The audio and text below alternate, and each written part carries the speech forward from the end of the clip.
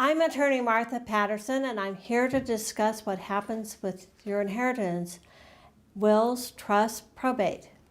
Let's talk about wills. Is there such a thing as a simple will?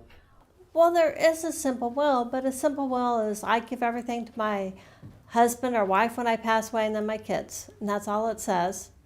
And that's simple.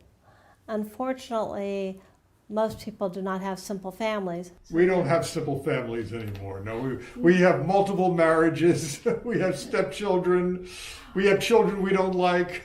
We do, and so most people don't really want a simple will. They think they do. They think their situation is simple, but it's usually more complex, and most people don't realize the sad truth about wills is if you have a home, your property is going to end up in probate court. Let's talk about the concept of a simple will, first of all. Okay. You can do it if you don't have property, if you don't have an extended family, if you don't have complications. And then, can you really do it yourself? Can you send off $25 for a form and fill in the blanks and do it yourself?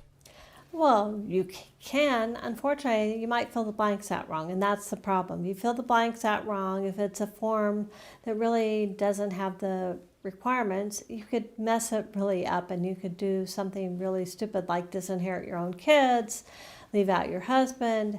These fill in the blank forms are just way too simple. If you really want a simple will, the easiest thing to do is to get out a piece of paper and say, on this date I made my will, and you sign it and date it.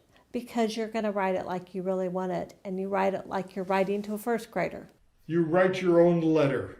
Your own letter. And then, A, it's valid. B, you're not trying to fill in the blanks like somebody else thinks.